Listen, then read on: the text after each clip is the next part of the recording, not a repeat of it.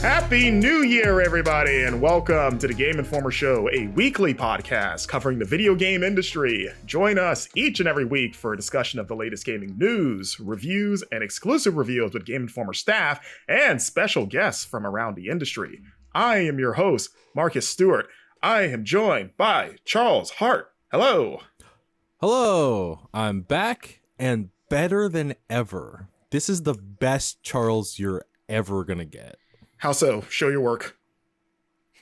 I've never been older, quite frankly, and that's and like wine, I'm aging.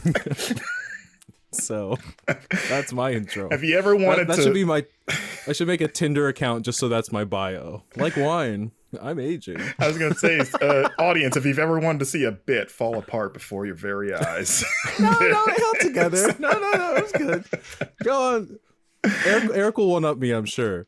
Yes, Eric Van Allen is here. Hello. I am older than I once was, but younger than I'll be. That's not unusual. That's a line from Simon and Garfunkel that you can use in the future.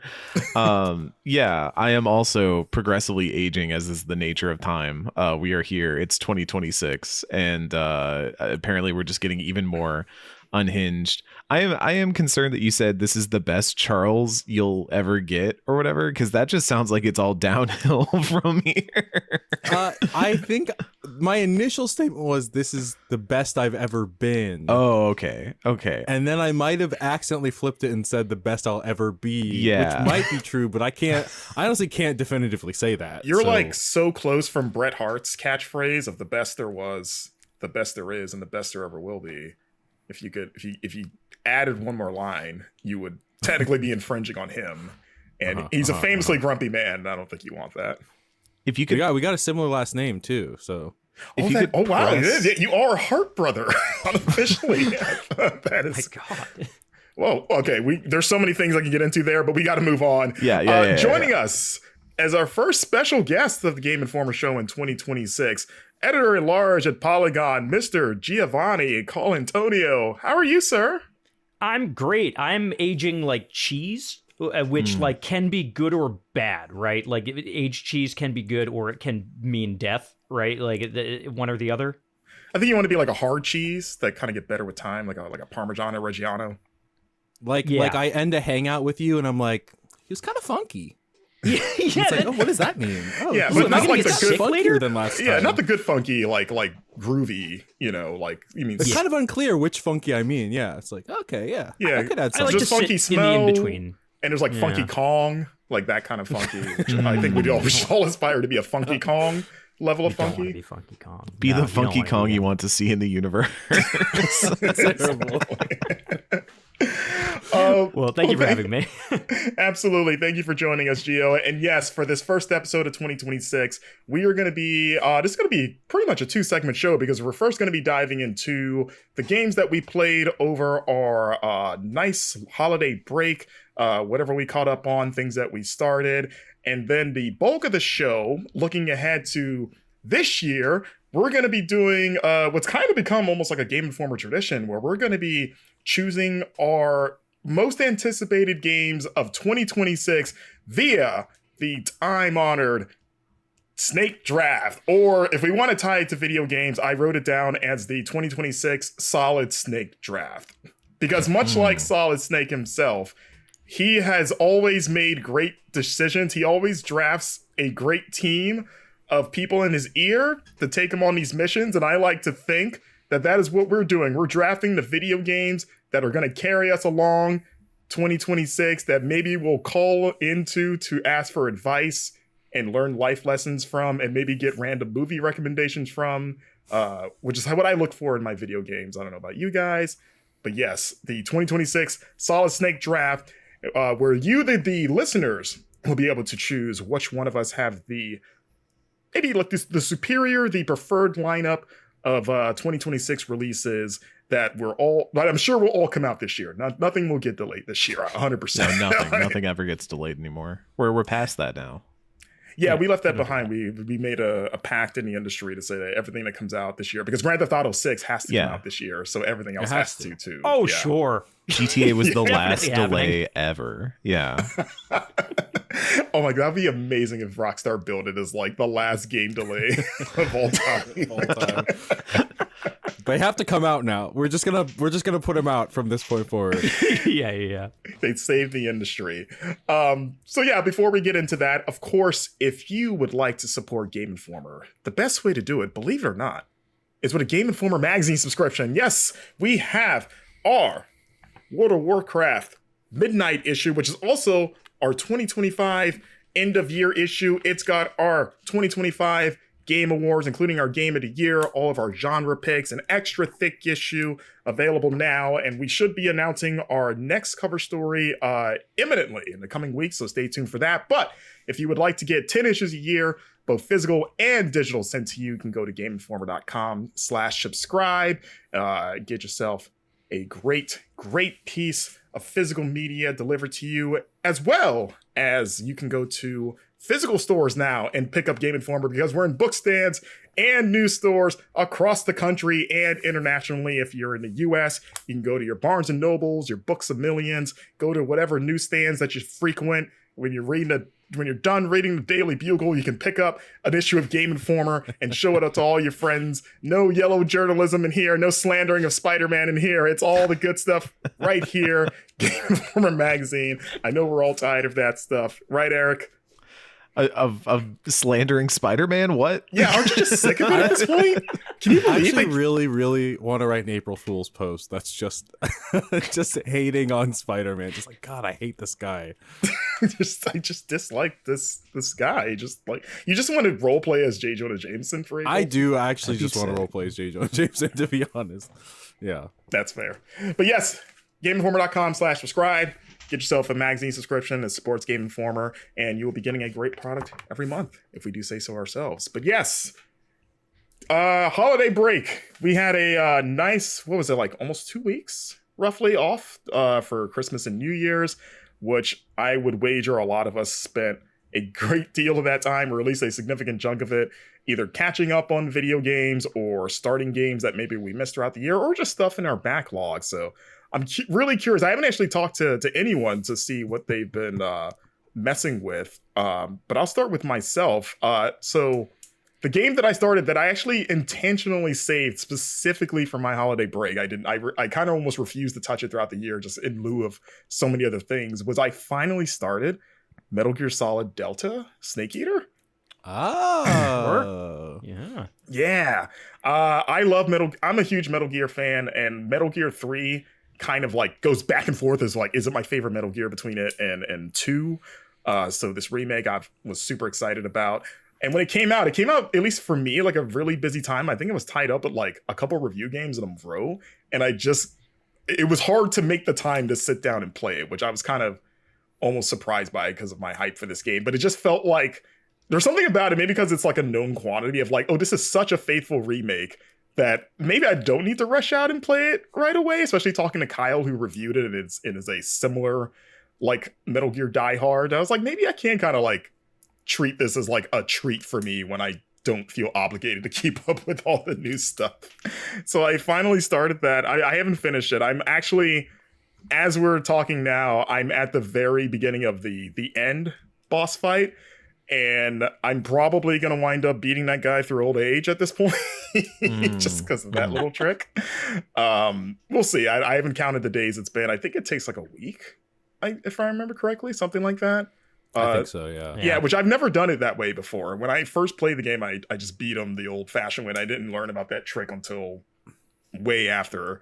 So I'm kind of hoping to just let that happen just for something different. But that's actually been one of my main games on top of Charles, for you. I finished Hades 2 finally. Oh. Yeah. So you've played the new ending then. I wanted to ask you this off air, like what the difference between the endings were, because I really liked, I guess, what is the new ending. It took me like a combined between playing on Switch and Steam. It took me like a combined like 90 hours to see credits. It took me 70 runs to see credits. Wow. Yeah.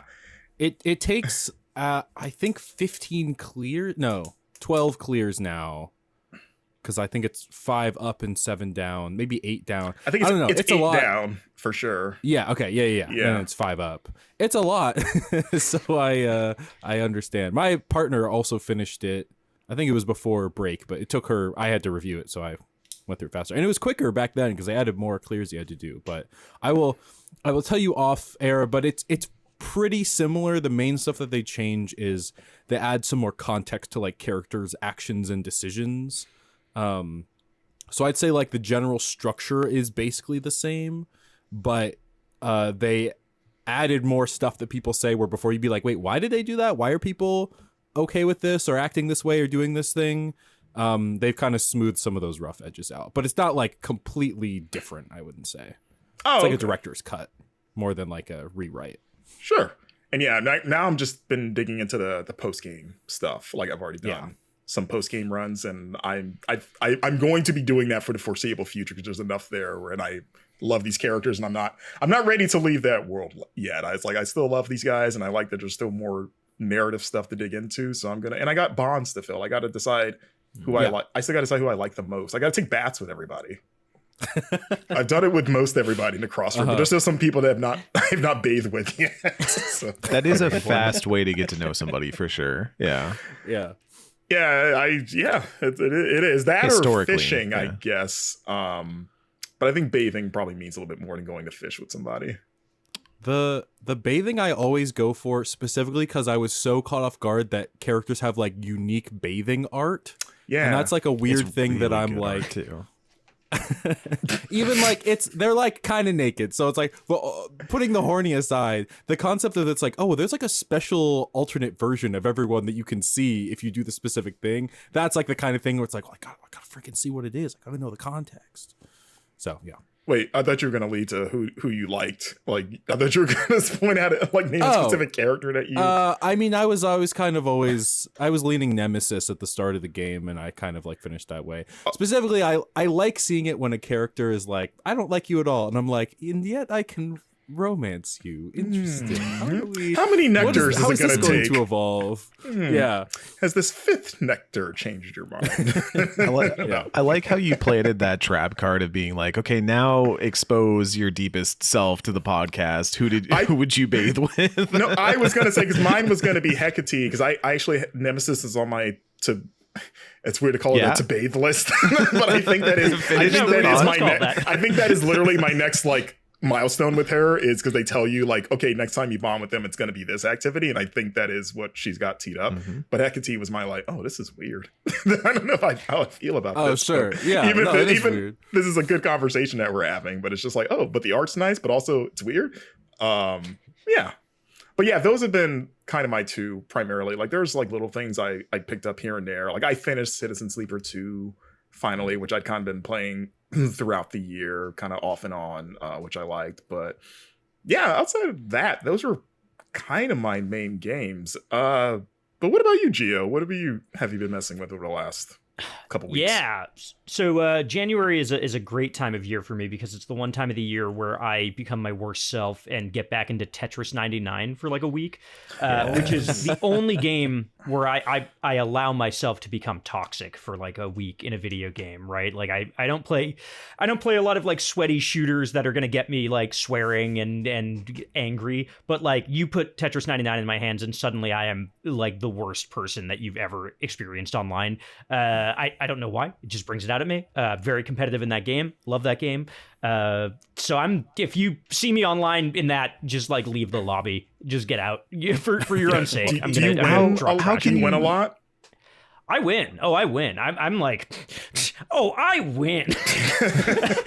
Excuse me. I've been trying for years. There's like a playlist that unlocks after you get your first win. That's like like winners only mode. And there's so few people in it that like it's 90% bots that it gets filled with. And I've been trying for years to win in that mode. And I've only ever gotten to second place. And the day that I like beat that for the first time, I'm going to retire. I've like decided this. I'm going to be done with it. So every year I take a crack at it in January and then I'm like, I'm done. Till next year. Yeah. Okay. So Tetris 99, your main thing? That's my main thing. But the other thing I'll shout out really quick is there is a game that I've been playing called Sol Sesto. I don't know if y'all have heard of this. This is, I'll tell you right now, dear listeners, if you want the kind of game where like this game comes out of early access this year and everyone's like, whoa, this game's amazing. And you want to be like, oh, I knew about that before it was cool. I actually knew about it the whole time. Get on it now. It's in early access. So unbelievably cool. It is a roguelike dungeon crawler, I guess you would call it, which I know probably doesn't sound cool. That probably sounds like every game. But the gimmick of it is that like each floor of the dungeon is kind of like laid out as a grid where you see like an enemy or a treasure chest in each like square of the grid. And the way you interact with the game is you click on a row and then you have like a 25% chance of landing on any of the like 4 squares in that row. So you could land on a monster, and if you have like the right attack stat, you would defeat it or you would take damage. You could land on a treasure chest. You could land on something that heals you. And the entire game is like a risk reward of clicking into rows, trying to like get the treasure and take risks about, you know, killing monsters. And you kind of like upgrade your stats as you go, and it has those kind of roguelike building elements to it. But the whole thing that you're upgrading is basically your odds of landing on a thing. So when you get like your relics or whatever that are passive, it's like, hey, 25% less chance to land on monsters and a 25% more chance to like get strawberries or something which heal you. So the entire thing is just like a numbers manipulation dungeon crawler that sounds kind of like boring until you get into it and get the hook of it. And then it's like, this is the coolest video game that I think has ever been made. And the art style of it is like out of this world. The second you see it, you'll be like, oh yeah, that's good stuff. I think it is supposed to get its final kind of like big update in early access this month. And then I think like they've kind of teased that like 1.0 pretty shortly thereafter. So if you want to be cool, if you want to be the hipster who's like, I knew about that game before everybody, Sol Sesto, it's on Steam, I think, currently, and it's so cool. Awesome. Sol Sesto. I need to look that up. I have not heard of that. I love your pitch for it. Well, first of all, you were like, it makes the percents go up. I'm like, and then you were like, it sounds boring. I'm like, no. You had me there. You love a spreadsheet, yeah. I love knowing the numbers in my head because if it's like a high percentage and then it goes wrong, it's like, what were the odds of that? And if it's a low percentage and it goes well, I'm like, whoa, what are the odds of that? It's just I love that. It kind of like pulls apart what like every game is now, which is like, hey, Sure. there are hidden numbers and you don't know the odds. And it's like, what if we just put them in front of you? What if we just told you it was a 17% chance that you're going to mess up? It's like very XCOM like coded in that way. And it's just the builds are all about like manipulating values, and that's it. And it's like, that's kind of what all games like this are, but they kind of pretend it's not. It's really, really neat. You just click on things. That's it. It's perfect. It's amazing. Yeah. Awesome. Anything else you want to touch on, Gio, before we move on? No, the only other thing I've been playing is this really neat indie puzzle game called Cypher Zero that came out last year. A very kind of like The Witness-esque like rule figuring out game without the like pretentious parts of The Witness, where you're just kind of like looking at a grid with some symbols on it and trying to figure out like, oh, how do you fill in the grid to match these symbols? And it teaches you on the fly. If you like a minimalist like level-based puzzle game that is kind of like doesn't tell you what to do, but you figure it out on your own. That's also a really neat one that I've been working through that gets hard. It's hard. I'm in the late game and it's tough. But if that's your thing, it's pretty rad. Awesome. Charles, what about you? What was the formerly best version of yourself playing over the break? before I was good. So I right before break, for whatever reason, I decided to purchase and play through Resident Evil 7 and 8. Right. We were talking about this on the our Resident Evil Outbreak Super Replay. Yeah. So I beat 8. I started playing 4, so I'm like a few hours into 4. You're playing the Remake 4, right? Remake 4, yeah. Okay. So should be clarified. Yeah. Which I'm not going to talk that much about it because I'm not that far in. But every time I play it, people love that game so much. I keep expecting to start it and then immediately be so hooked into it, and I just have not been every time that I've played it. I just finished the like boat whale section relatively early on, so I'm on like chapter 4 or 5. I haven't met Ashley yet. Okay. Well, that's when the game gets. Anyways. That's when the game gets good. That's when you get. I believe it. I keep being like, "Where's this girl?" I've heard. Yeah, so much you gotta babysit this girl. That's when it really picks up. My girlfriend has started playing the Resident Evil games for the first time, and it's been like a great experience. She just did like the GameCube remake of the first one, and now she's doing 2. And my favorite part of being there for that experience is that she's playing on her Steam Deck, so it's like not on the TV. So I'm know exactly where she is in the games based off her reaction to what's happening. And like last night I was sitting there, I was like, I was in the other room, like on the computer, and all of a sudden I heard like, oh no, not the Hat Man. And I was like, oh, she met Mr. X finally. All right. Or took some Benadryl, you know, it's one or the other. As soon as she said it, I was like, oh, he is the Hat Man. Oh, she's so right. That's been a great one to experience by audio only. Yeah, that's better than calling him Mr. Hat, I guess. Yeah. It's all the same. All the same guy. What did you since you didn't finish, you were still working through Village when you told me you were playing them. What did you think of it? Did you like it more or less than 7? Like, where'd you land with that? I really liked Village. Village was like, I played 7 so I could play Village because I'm more squeamish when it comes to horror stuff.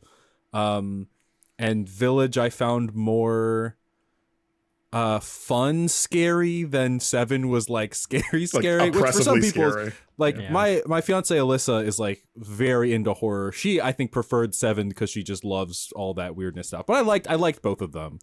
I'm not gonna spoil it. There was there's a person that this isn't even the game I want to talk about. There's a person that gets shot so many times in the intro of Village. And I was like, oh my god, what just happened? Are they okay? I'm so glad I played through all of 7 so that I could feel the connection to that person. To watch them get shot 100,000 times. And then later I understood like they explained it. I was like, okay, but I was like, it's crazy that's how that game opens, and it takes a long time to be like, they why? RoboCop them. They RoboCop them. It's crazy. It's so funny. Like the funniest part of that scene, which is like it is the funniest scene that's ever been in a video game, in my opinion, is like the main character of the game witnessing it. His reaction is like actually not that big a deal. He's like, oh dang it. Oh, crap. Yeah. Oh, shucks. I mean, that's kind beans. of his character pretty much is those reactions. Are you gonna dive into the Shadow of Rose expansion? I might. I wasn't sure if it was like required reading or not, and it was also like at the time, it was like 7 was on sale for like $6, 8 was on sale for like $8, and then the DLC was like a full 20. Like the DLC wasn't on sale, and I was like, am I really gonna spend $20 just to see what the Rose deal is? It's hard because so we don't know if it's required to read, because that was technically the last new Resident Evil content before Requiem, so we have no idea how it factors into like the broader fiction going forward, because on paper it's actually like a pretty big deal because it's a pretty big time jump in the future, and we still don't know when Requiem takes place timeline wise. Like, is it set in that time, like that future of Shadow of Rose? Is it before? Is it is it even like before or after the Ethan games? Like, we don't even know. So yeah, it's TBD on that. So yeah, I did like it for what it's worth. I think it's a fun little expansion. I think Kyle reviewed it, and I read that review, and he was like, yeah, it's fine. Yeah. The game I wanted to talk about, or should I say games, I was not catching up on required reading. I did not play any game. I finished my Death Howl review, which is up on the site. You can go read that. I spent most of my time playing Lego Batman 1, and then I finished it and played Lego Batman 2, and then I finished it and played Lego Marvel Superheroes. It was you broke Lego superhero. It was I was playing 2, and then I was like, well, chronologically the next game that came out was Lego Marvel Superheroes, and then it was Lego Batman 3. Well, you saw those Avengers Doomsday teasers, and you're like, oh, I gotta fire up Lego Marvel now. I actually watched the Fantastic Four first steps, and I'm like, you know what game you can play is the Fantastic Four. Lego Marvel Superhero. Anyways, Lego Batman 1, I don't think I had ever played the console version, because I had the DS version as a kid, and that was like my thing, was that specifically that version of the game. So it was very odd to like play the console version. And that's like old Lego. I mean, there's like different eras of Lego games, but that's like no one's talking still. So it's like they're like miming out, the things that are happening. There's not really much in the way of story. Those games are fine. I have a lot of nostalgia for them. They're kind of mid. It's funny how it's like Batman and Robin, which are like these iconic characters, and the way they represent their abilities. They're like, what if they could step on panels that give them different suits that have like wacky abilities? And it's like, that's not what I want when I play as Batman and Robin. I don't need him to be in like a diving suit and then go underwater. It's very like video gamey in that way. Lego Batman 2 is the first Lego game where they have voice acting, and they like wrote a story for it. So it's like an original Batman story. It's called Lego Batman 2 DC Superheroes. It should really be called Lego Batman 2 also Superman.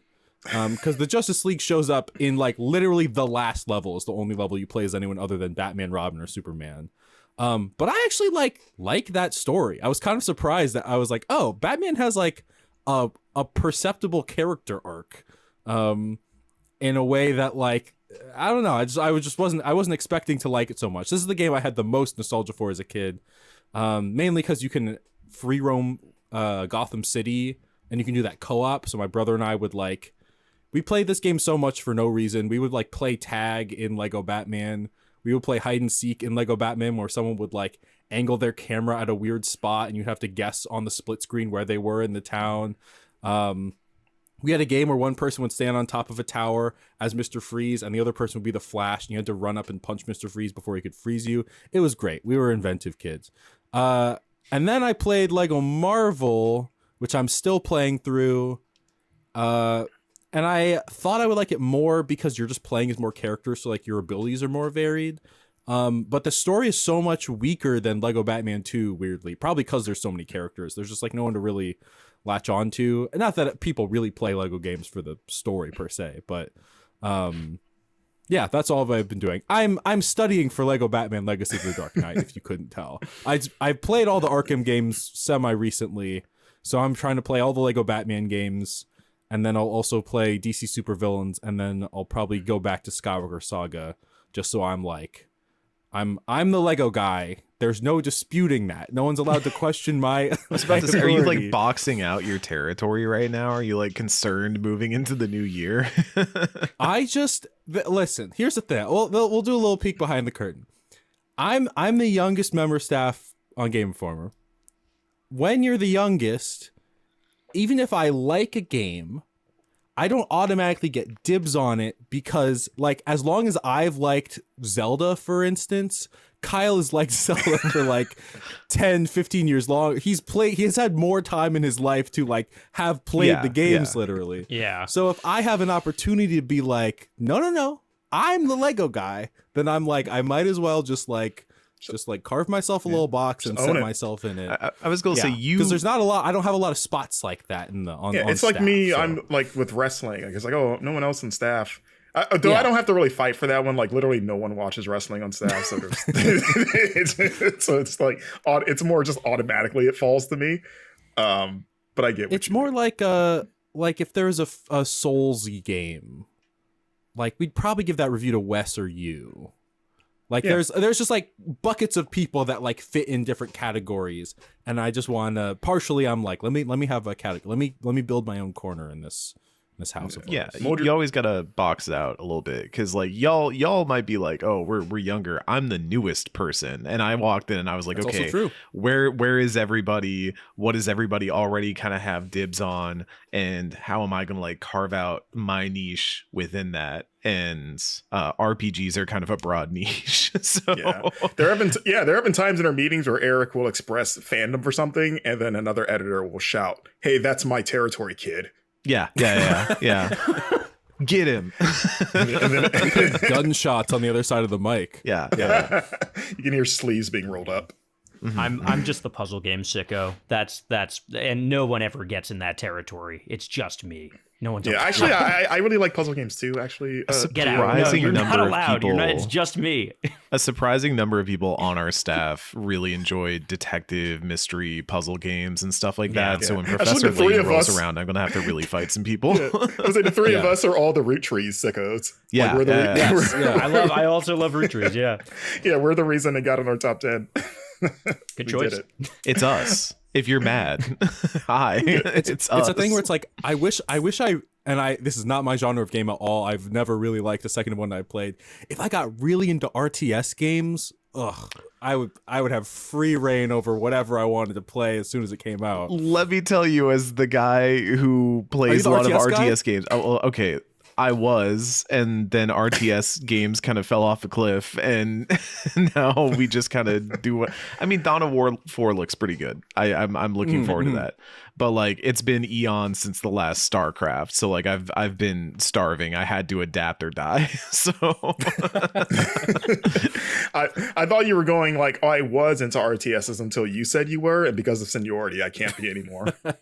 no, it would be funny to be performatively into genres just to box people out, but that would mean that you would have to play a lot more video games, and I don't have time for that. Yeah, I'm a that is MOBA kind of what person. our draft is for today. Actually, yeah. they're kind of Here's just a box. list of games I probably won't finish by the end of the year. Yeah, and also no one else is allowed to play. You guys can't play these now. Yeah. Speaking of playing, Eric, real quick, what did you play over the break? Yeah, I was my best and worst self over the break. On the best side of things, I kept playing Octopath Traveler 0. That game just keeps getting better. It's really, really long, but I really, really like it. I think it's fantastic, and I like that they took everything that was bad about gacha and monetization and banners and polls and stuff like that and just extricated all that. And it was this miracle moment of like, hey, turns out a lot of those games actually are really good video games that just have bad monetization practices around them. And when you strip that out, it's a really fun, enjoyable game that a lot of people should try out. It's a good time.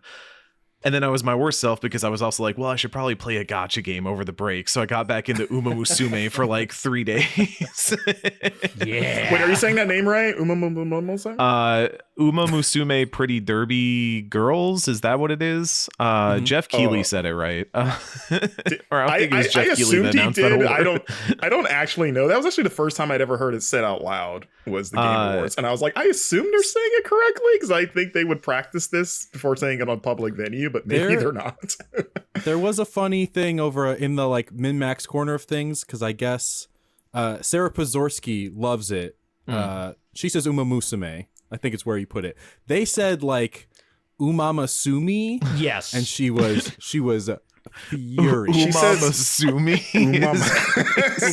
To be clear, this was Sydney Goodman. Is that her name? Sydney Whoever was Goodman, hosting yeah. Oh, was okay, hosting okay. that section. She pronounced it wrong, and they have they write the pronunciations out beforehand, so it wasn't on her. It was on whoever wrote that pronunciation for her to read. But yeah, It's Uma actually Musume. You're correct. it's the enough. Mazamune and it's Sephiroth's sword, so you should say it right. That game's Keeley Shoflub will ever be as funny as Monkey DeLuffy, which is still just No, like I think about no. that every day. No, that was incredible. Yeah, no, that game's still pretty good. I've always historically liked kind of raising / stat distributed games like that, Monster Rancher, Tokimeki Memorial, things like that. And since we're not getting the new Tokimeki remake over here anytime soon, I was like, oh, I'll dip into that for a couple days. And then I was my best self again because I got back on my train of trying to gold medal every game in Clubhouse Games 51 Worldwide Classics. Let's go. And I am so good at Riichi Mahjong now. I like went into the hyperbolic Mahjong chamber and I can see through the matrix now. It's incredible. When that game came out, it taught me Mancala. And I had it was like during the Yes. pandemic, I think that game came out. And I was like, I should become a Mancala guy. And I like bought a Mancala board during the pandemic and was like rips. making my partner at the time play it with me like every day. And they were like, can we stop? And I was like, no, we're doing another round of Mancala. There's nothing else to do. My family genuinely, we tried Jackbox one night and the servers just weren't working or something like that. We just weren't getting a good connection. So we just put my Switch 2 on the TV and would play Yacht Dice and Mancala and whatever their version of Connect 4 is, and Super Hexagon or whatever, the one where you like place the hexagons down. Dots and Boxes is also in there. Like that game, legitimately good. And I promise, you go to a social gathering and people are like, oh, we should play games, put that on, you're gonna have a good time. I promise you. Everybody loves Yacht Dice, which is Yahtzee. It's the knockout version of Yahtzee. And then I was my worst version of myself and I played Dota 2 again. So I really just captured the full spectrum of all that I am in 2 weeks. Is Dota 2 still fun? No, it's pretty rough out there. Was it fun? No, not at all. I mean, like, okay. For those who don't know, before I got into games, I was like an esports person and stuff like that, and I covered Dota 2 pretty extensively. I probably have about over 4,000 to 5,000 hours in Dota 2. Granted, like factor in maybe like 500 of that is watching the international and things like that through the Dota client, some idle time factored in there. But no, I've played a pretty significant amount of Dota 2 in my life. You've played so much Dota 2 that you said maybe 500 hours of those doesn't count, and it didn't make it less. Really didn't make it then. It really so did not much. make It's it still then. so much. It wasn't even like a quarter of the hours that you suggested. Yeah, no, other people will be like, I've played so much Destiny. I played like 100 hours of Destiny. I was like, you don't understand what it means to play a video game. So like every once in a while I just kind of go back. I have a week where I'll just play some Dota games and catch up on where the game is at, what it's been doing. They had a Monster Hunter collab going over the holiday break, and that was kind of fun because that whole system where you hunt other characters. Once you do your draft, you pick your characters, you go into the game. It's like, which character do you want to hunt? And if you kill them before they kill you, and then you also win the game, you get different components like you would in Monster Hunter to then craft into cosmetic sets for different characters that were based around monsters from Monster Hunter, like Rathalos, Zinogre, stuff like that. So it was a really fun tie-in to have for those characters. I made sure I got my Windrunner set because Windrunner is one of my favorite characters. Excuse me, Wind Ranger, because they had to change it because of the Blizzard situation. But it's a video game. It sure is a video game of all time. And I've said before that the only way I would ever review or give a critical consensus on Dota 2 is if you guaranteed me that for the rest of my life I'm allowed to go into the CMS and change the score whenever I want. Like I get to write my review, but then I always get to change the score depending on how I feel that day, and it can never be static. And because there are some days where Dota 2 is like 10 out of 10, the greatest game of all time. And there are some days where I'm like, Dota 2 was a mistake and we should delete it from this earth. in the moment after you finished the most recent game of Dota 2 that you played, where's the score? 8-5. I got 8-5. Okay. Yeah. Like generally positive, but probably lower than I would have put it in past years. I think it's just a little too much. A little too much these days. I find that happens with live service games as they go on, is they just keep adding things because the players who live and breathe this game and read the Reddit all day at work and then go watch the content creators and the content creators themselves who play the game for 8 hours a day, 5 days a week, just inhale it and live it. And so they always need more. But then it means when returning players come back or new players come in, they're like, oh my God, there's so much here. Well, how do you keep all this straight? Well, if you've been playing for 5 or 10 years, if you have 5,000 hours in the game, but even if you have 5,000 hours in the game, you still come back and you're like, what do you mean they drop neutral shards now? And you just craft an item that lives as a separate thing in your backpack.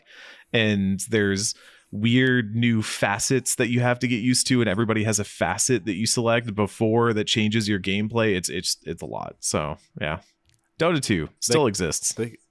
Is facet the term that they use? Yeah, it's a facet. Every game when you pick your character, like you lock in your hero in the draft, and then most of them have 2 facets, and it will be kind of like a background characteristic. So one will be like, oh, instead of shooting, so I'll use Bristleback as an example. Bristleback, instead of shooting quills, when he procs his Bristleback, he shoots his viscous nasal goo instead. So you like slow a lot more people than you normally would. Bristleback's a great character. Is that what it's sorry, I don't. It is called important. viscous. It's called viscous nasal goo. Bristleback is a character who is kind of like a giant porcupine, and he's called Bristleback because if you hit him and his back is facing towards you, he has a chance to, I think, reduce or not take damage, and then proc an ability that shoots spines out everywhere, and those spines deal escalating damage the more you have taken within a window. And so his whole thing is he wants to like walk into your team and then turn his back around and just run around and be a menace, and then everybody will try to hit him and he just sprays quills everywhere and kills you. He also has a thing where he shoots like snot rockets at you that slow you down, and that's like one of his abilities is now you shoot more snot rockets. Or you can take Seeing Red, which means you can activate your ultimate to get faster and get more stats, but your entire vision shrinks down to like just around your character, and you can't see the mini map or anything like that. So you literally just tunnel vision in a fit of rage and get incredible stats and stuff, but you can't see anything, which rules. I highly recommend playing the game that way. Awesome. Dota 2. Dota 2, everybody.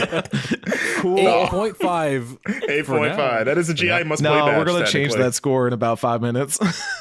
What I think whatever the score is, Eric's like, don't put the must play on there. No, there can never necessary. be a badge on it. Yeah. The best review of Dota 2 is somebody who had played 3,000 hours and said, I don't recommend doing this. Don't be That's me. so responsible. Yeah. It really is, yeah. Yeah. Well, awesome. But yeah, so those are the games we've been playing over the break, and we'll probably continue to play into the future because January is kind of sparse on releases as is custom, so it's kind of like a good time in general to sort of go back and play things that we just would not or will not have time to get to once the year really starts going in February. But yeah, speaking of games coming up next, we're going to take a quick break, and when we come back, we are going to kick off our 2026 Solid Snake Draft. We'll be right back. Hey, we're back, and it is time for the 2026 Solid Snake Draft. What is a snake draft, you ask? Well, basically the way it's going to work is that we're going to do 5 rounds where we are each going to take turns selecting a game that is confirmed to come out in 2026, whether it has a hard release date or is just has the year 2026 confirmed. We're going to pick one game each to sort of form our team, kind of like a sports draft. You know, we're building our teams of what we think are going to be the games that we are most excited about. And what it's going to do is we're going to go kind of 1, 2, 3, 4 in the first round. And then in round 2, we're going to go in reverse order of 4, 3, 2, 1. Round 3, 1, 2, 3, 4 again, and so on and so forth. So it's kind of like a big old wavy snake making its way down the line. Kind of makes it a little bit more strategic, knowing that if you start at number 1, you're going to be the last one to pick a game in round 2. So it just makes for a little bit more of an interesting draft selection, kind of having to keep that in mind. So, like I mentioned, we're going to be doing 5 rounds, and to determine the turn order, we're going to turn it to Charles Hart, who is going to determine that the only way that he knows how as a Dungeons and Dragons DM. Yes. Okay, so first I want to ask, do we want to give, as a guest, do we want to give Gio a positive handicap? So we don't have to. I'm just saying, do we want to be courteous and gracious and be like, give him the advantage, or are we just gonna let's just No, play it throw me in No the fire. mercy. Are you kidding me? Yeah, I no can mercy. survive. Let's go for I it. got this. The Dota player in my heart says, no, you're going to play this game. Yeah, no. My list goes deep. I'll be fine. Okay, awesome. You want to send me some pics then? I've I got a lot. Yellow, red, purple, and blue.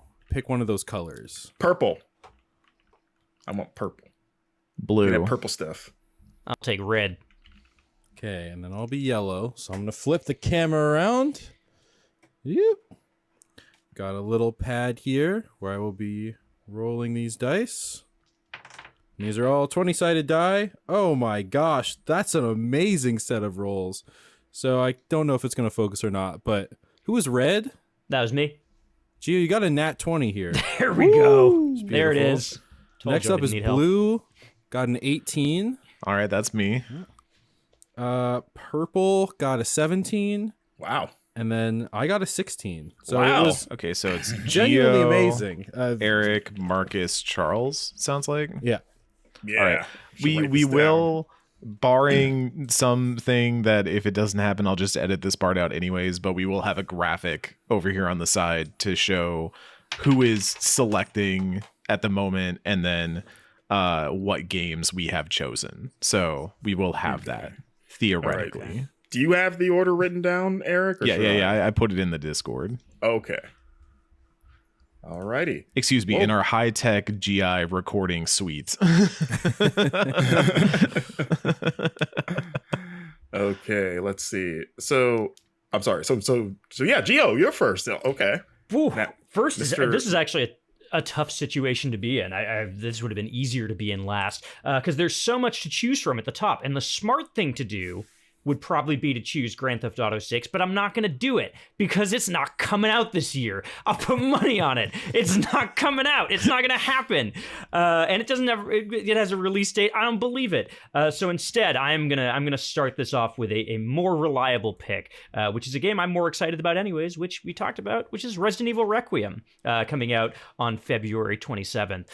Hey, Capcom swinging bangers, home run derby publishing output as of late. A lot of great games that are supposed to come out this year that will probably be on other lists here. But I think Resident Evil Requiem, coming off of Village, coming off of 7, I really think that game could be special. And especially them kind of splitting it up in the way that they are with Leon and the new character, and how I'm hoping that kind of splits up the survival horror and the action into distinct parts. Like, feels like it could fix a big problem with every single Resident Evil game that's ever been made. So I feel good about it. I feel like this is the one. This is the series defining Resident Evil game. I'll put money on it. And also, we just talked about it, so I got to get it while it's fresh.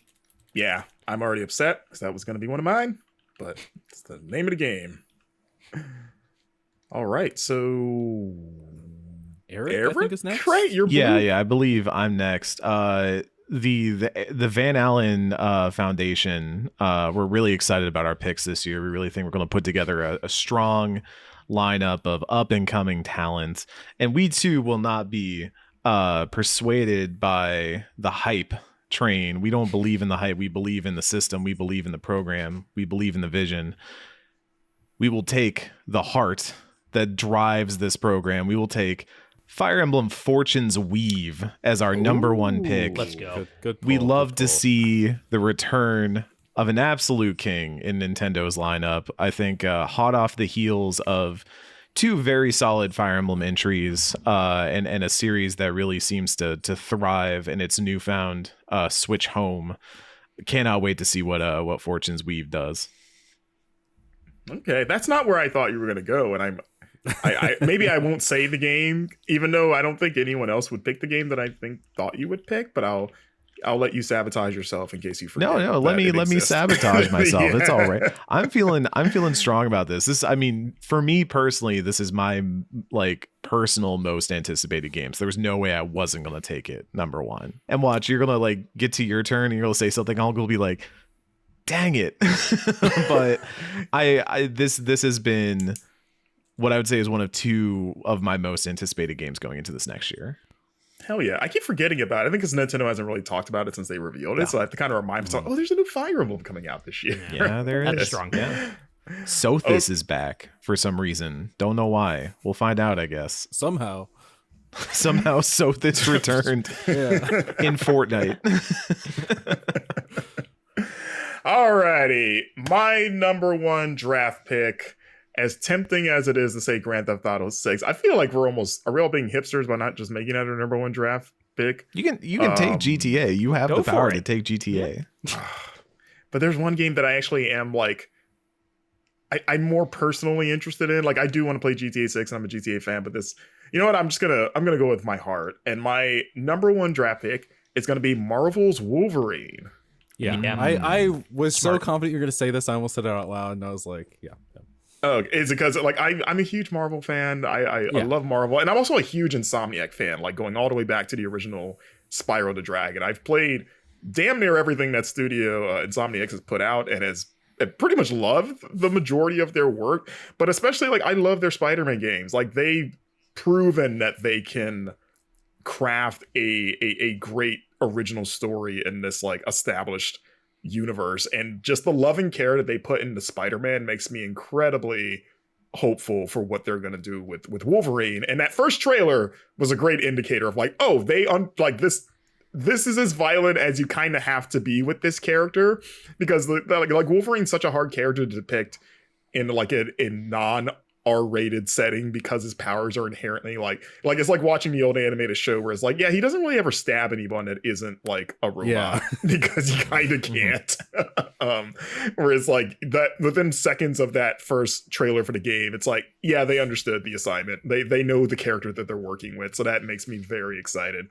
It's going to be seemingly a big year for X-Men in media next year, or this year, I guess I should say, with X-Men 97 coming back, and then Avengers Doomsday, them playing a big role in it seems.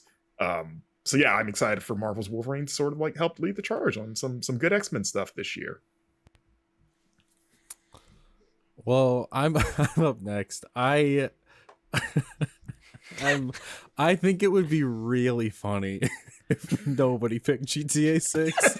Come on, do it. Don't pick At least in the first round. Look, sports has a rich history of people who are expected first round draft picks like falling to the third and fourth round. And that's just cinema. That's just and beautiful right there. You get the snake here, right? Don't you get? Did you do get get the picks? snake. Yeah. So Yeah, I you can do. You can my do one it. Do we all seed- want to write down the game that we think Charles is going to pick and then like hold it up to the camera? Because I feel dead certain I know exactly. I feel pretty certain too. What have I given away some key aspect of my personality or something at some point today? I don't know. Yeah, number one, we're going like Batman Legacy of the Dark Knight. Yes. And then my second pick will be GTA 6. Love that. Oh, you didn't even wait. You didn't even spend, I like that you didn't even waste Inferior breath world. like justifying why Lego Batman's your number one. You're like, duh. I talked about it. It's also You did, I really like the real reason I'd be excited for it regardless. The fact that it's like a Lego Arkham game is like those are like two of my favorite series. I think as a 12-year-old I got Lego Batman 2 and Batman Arkham City at like the same birthday or something, and it was like, these are the two as a prepubescent teen. These are the two sides. This is adulthood and childhood at the same time, and melding them together in one pot is just like very, very Charles. Inside you there are two wolves. I like that One is made of Lego. I like I have a long list of games that I kind of have in my pool, and I almost chuckled that I even wrote down Lego Batman, like as if I expected it to ever survive. I wrote it on my list and then put parentheses CH next to it because I was Yeah. Charles is going to take this. It was also a thing where I was like, I could wait because I don't think anyone else is gonna take it, but also I'd be so mad if I didn't get it. So, It would be really I think funny it's to take it as You'd a also bit. be assuming Yeah. that we just didn't do it out of spite because it'd be funny. Yeah, that's yeah. true. And then I was gonna say of GTA 6. I've mentioned this on a podcast before, but I anticipate GTA 6 the way I anticipate a political election, where I'm just like, I'm not even like excited for it in the traditional sense. I just think it's gonna be such a big deal. I'm just so excited to see like, what is the world even gonna do? You know, like how are we even gonna? Yeah. How are we gonna react? I've seen people that's like, dude, when GTA 6 is coming out, no one's going to work that day. I think we're going to see a massive wave of no one showing up at work. And I'm like, well, that can't happen, surely. Yeah, But now part of me is like, God, what if it did? Wouldn't that be Society's crazy? gonna shut down on November 19th. Like the streets are gonna be, it's gonna be like the pandemic. Like the streets are bare. No one's at their jobs. I love Like, the the idea way- that like the discourse is rolling in and you're like at the big map where they call like county by county and you're like, a new tweet came in from Shroud and Shroud says that this part of the game sucks. Yeah. I also like the other part of it is like it has such massive expectations. When it comes out, it will just be a video game. Like it might be really good, but it is just a video game. No, dude. When GTA 6 comes out, student loans gone, wife came back, dog came back, tractor fixed. Yeah, so I'm just that's how I feel with GTA 6, where it's like I'm excited for it, and it kind of has nothing to do with the specifics of the game. I'm sure it'll be fun. Yeah, yeah, that's kind of where I'm at too. Like I'm a GTA fan. I'm anticipating the game itself, but you're just more like the cultural impact. Like this is going to change everything when this comes out, for better or worse. We'll see. Definitely. It's back to me. I'm gonna go with something that I think I'm safe in, that I don't think anyone would pick this, but it's a game I'm personally really excited about, and it is Resonance: A Plague Tale Legacy. Forgot about that. Oh, I am a big fan of those Plague Tale games. They're some of my, like, I don't get to talk about them in like a public forum very often, maybe because there's only 2 and they don't come out all that often, but like when the first one came out, it was such a pleasant surprise. Like I played it and just was like enthralled with it, and like the storytelling and the characters and just how dark it was. And I was like, I really like Amicio and Hugo and this story of just like, if you just want to watch these sweet kids just get beat to hell for like 12 hours, it's like very compelling with these weird rats. And then the sequel I liked even more, and specifically I really liked who is now the protagonist of this game, Sophia, who is like this cool pirate that you meet kind of like partway through Requiem, who becomes kind of part of your crew. And so like Resonance is like a prequel set 15 years before Requiem, where you're playing like a young Sophia, and it's her kind of traveling to this weird mythical island, kind of searching for like some ancient secret. But like seeing the trailer, like we haven't seen like too much gameplay of it, but it gives off like real heavy kind of Prince of Persia vibes, at least in my mind, which I'm a giant Prince of Persia fan, so that's already like it's tickling a part of my brain that already makes me excited. But like with that combined with just being back in that world, but focusing on a new character who was like a really good, one of the best parts of Requiem, in my opinion, is like really exciting. And like they haven't even shown like I can't even remember if the trailer showed a single rat. It's been a while since I've watched it, but if there's no, it would be interesting to see. Massive like departure for the series. Yeah, like literally the plague, the eponymous plague is like the rats itself. So you would have to think like, maybe they'll make some sort of appearance. Maybe they'll expand on sort of like the lore of that curse. What if we were the plague the whole time? Whoa. Yeah. I mean, a lot of those games is sort of the like, as cliche it sounds, like, oh yeah, as Amici and Hugo travel to these cities, they encounter a lot of like really awful people that are just terrible to them in some way. So you're just like, oh man, maybe the rats, when they inevitably sweep through and kill everyone here, maybe that's not so bad. But I'm super psyched for this game. Like I said, I love this series, and I'm glad that we're kind of taking like a cool direction with it. I'm psyched. Good pick. There we go. I believe the Van Allen Coalition is back up on the platform, on the podium. We understand it's okay to let some of those hype machines slide by, but we do got to acknowledge talent when talent has been asserted and shown across several titles. And so for our second round draft pick, we will be selecting 007 First Light. I am a bit of a Bond fan. I've enjoyed Bond in my life, but I am a very big IO fan. I love the Hitman games. I think the Hitman World of Assassination trilogy is just absolutely incredible. It's secretly the best Looney Tunes game that isn't about Looney Tunes, but what if Bugs Bunny was a hitman that was taking out people? I think the way they construct their sandboxes and the way their worlds function and the way you kind of have to move as a virus within the machine is just so well done in ways that astonish me every time I go back to those games. And I cannot wait to see what they do with Bond, who is kind of that, loose cog in the machine, but has to be a little bit more present. Charismatic is kind of a character with a capital C rather than Agent 47 who wants to fade into the background a little bit. Curious to see what they do with that, but I really do think that if it nails the landing, this was a very inspired pick for a studio to make a Bond game, because traditionally when you think of Bond games, they're action games, they're shooters, they're very driven by the actions that Bond does and not necessarily the character that Bond is. And I think IO could, this side of doing a Telltale Bond game is the closest thing we could get to having Bond feel like the character present in the virtual space. And I'm really excited for that.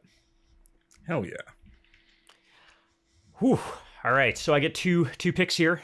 Yeah, we'll do Alright, your. Snake. I meant to do this last time, but do your round 2 pick, and then we'll do a quick recap of everything in that Okay. round, and then we'll jump to your round 4. Okay. pick. Yeah. For my round 2 pick, there's a lot of big stuff that I could pick here. A lot of big games, and maybe I'll pick one in round 3. I want to go with something that's honestly still pretty big, but I think maybe an unusual pick just because it's more of a genre game, and that is a game that I think is going to be killer this year, which is Marvel Tokon Fighting Souls. Damn it. The new fighting game from Arc yeah. Systems.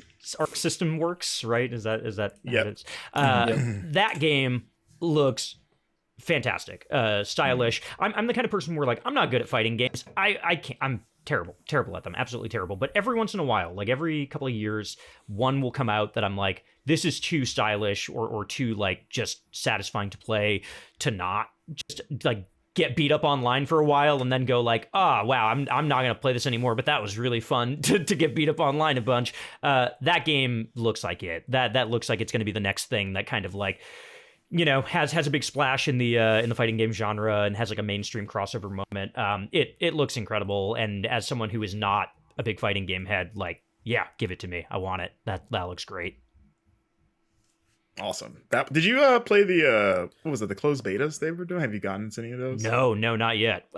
Don't tell me they were bad, because then I'm gonna. Oh no, I haven't played them either. I haven't heard anything. Okay. I haven't heard anything negative, so I assume they're fine. Arc System makes guaranteed. great fighting games, so I'd be surprised if they like crap the bed with this. It's guaranteed to win Best Fighting Game at the Game Awards when it is the only new fighting game nominated for the award, as is customary at the Game Awards. I would have disputed you on that, but they put through 2XKO this last year, even though it was like an early access game, quote unquote. I thought it would wait until the full access was out. It's going to be nominated again. Multiverses was up twice for that award. That game's going to be nominated again. Yeah, to be fair, Multiverses came out twice.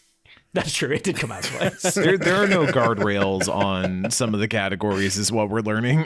Yeah. Yeah, fighting is very much like, listen, we're just trying to take what we can get, man. Man, if we got to say 007 is a fighting game to fill this category, we'll find a justification. The year Sifu was in, A 007 fighting game would go crazy. There's enough characters in that franchise to do it, and you'd still have to do a no odd job rule, because it would just be Yoda and Soul Calibur 4 all over again. Oh, I was going to reference Servbot from MVC2, but that. Oh yeah, that's actually. Yeah. I mean, that is the odd job of fighting games. Yeah. That's true. Alrighty, so I guess we'll do a round 1 and a round 2, Reek. So round 1, Eric, what's everyone's lineup? Round 1, our picks were Marcus with Marvel's Wolverine, Gio with Resident Evil Requiem, Charles with Lego Batman Legacy of the Dark Knight, and myself with Fire Emblem Fortune's Weave. For round 2, Marcus selected Resonance, A Plague Tale Legacy. Gio selected Marvel Tokon Fighting Souls. Charles selected Grand Theft Auto 6, a surprise second round pick. Sometimes the talent does fall a little bit far down. And then I selected 007 First Light. Gio is next up with the first selection of round 3. Yeah, I'll do I guess a major one that has a release date confirmed, which is Saros, the other big PlayStation 5 game of the year that we know about. Good pick. I loved Returnal a lot, and honestly, in my mind, Returnal might be the best game of the PS5 generation still. I think it's debatable, but like I really think that game does something special in the way that it thinks about like what story you can tell with a roguelike, right? Like that game is about kind of PTSD and how you are kind of reliving the same things over and over again. I don't know if they're going to take that same approach with Saros, Housemarque, which is great developer, done a lot of really cool stuff. No idea if they're going to do that same approach, but if they do, like, I am so excited to see what other kind of story they can tell in that structure. And man, they just like get how to do a weird atmospheric third-person shooter that's tough as nails, but really rewarding. High hopes for it. High hopes, and hard to imagine they won't deliver because it really does just kind of look like Returnal 2 with a different name. So I think that's a pretty safe bet. Good point. Next up on the draft order, I feel like a running theme here is the strength of the developer, the strength of the studio. As many have said, that is something that has been proven time and time again. Is a team that makes good games can probably keep making good games. And this next selection comes from a studio that made one very, very good game and is now trying to make the second one of it. And I think there's a lot of question marks about what could happen there. But I say, if you nailed it in one, you can probably nail the second bucket too. We're going to take Slay the Spire 2 for our third round draft my next pick. Yeah. Sniped. In some ways, I was working on our entry for this game recently, and I was having that moment in the garden of saying, what do we really get out of getting a second Slay the Spire? And then I remembered that's like saying, do I really want a second cookie? Yeah, you want a second cookie. Like that's it can only get better, theoretically, plausibly, hopefully.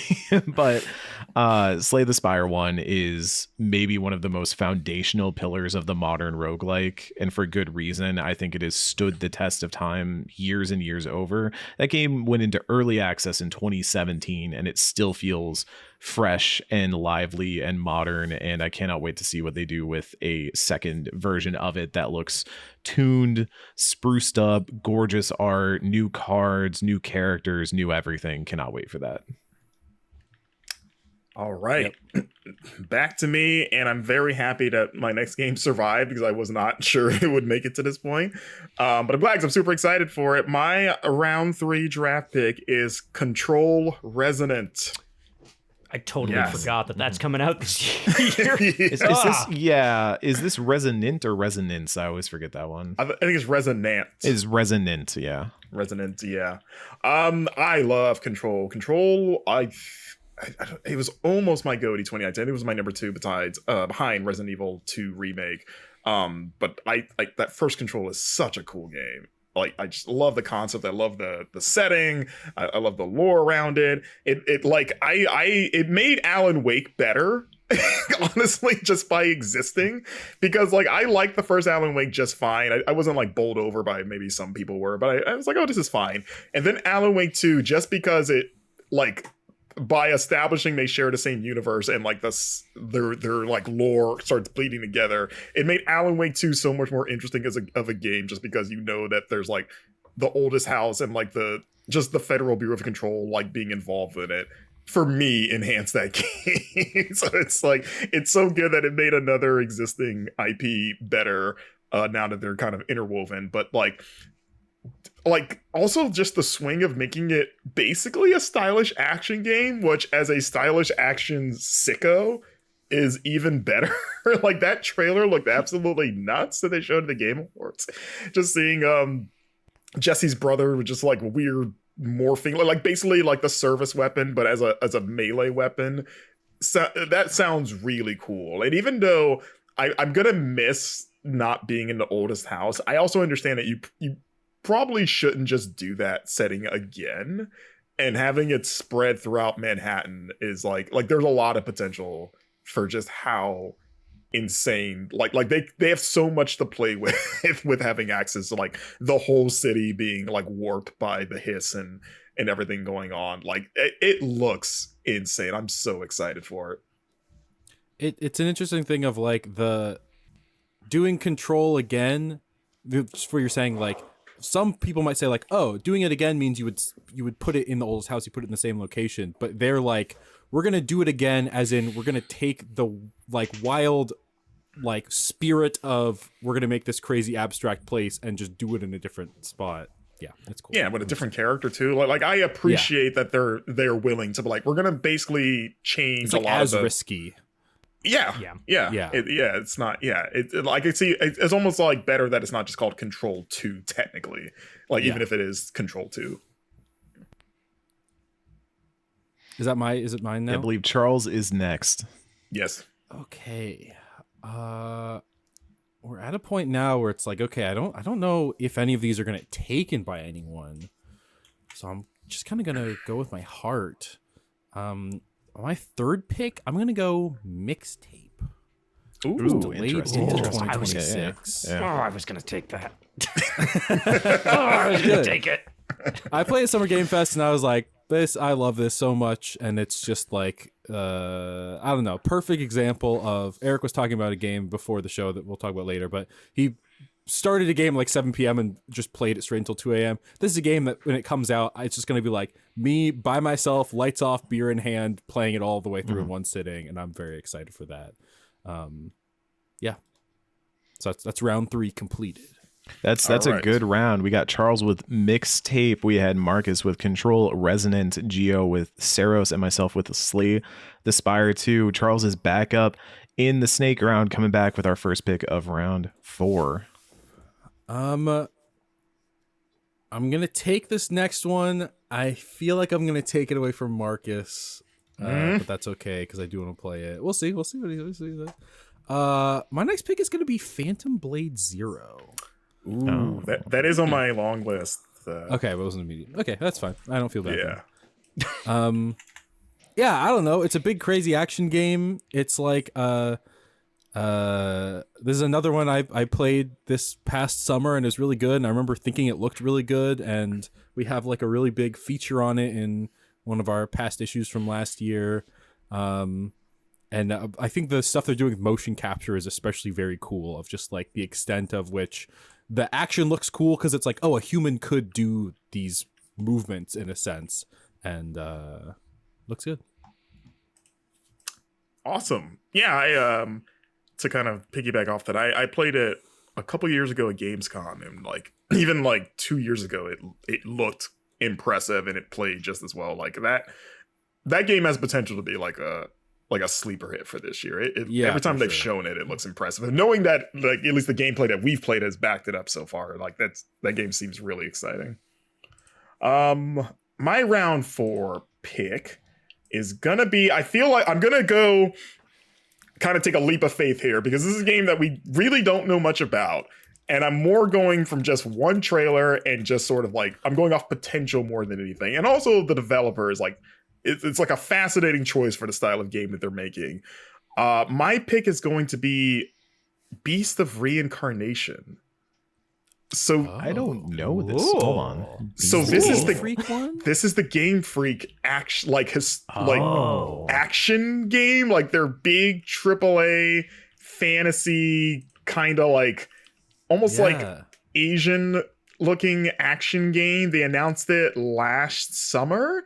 It's the one that was previously known as Project Bloom, and this is a game that I've actually known about for quite a while before it was actually announced, just from conversations with different publishers. So it was exciting to kind of see it in action. But it's like, yeah, you're playing like is this warrior? It's kind of got like a straw hat. You're battling like these supernatural enemies in this cool kind of like lush fantasy forest. But this is the people that make Pokemon.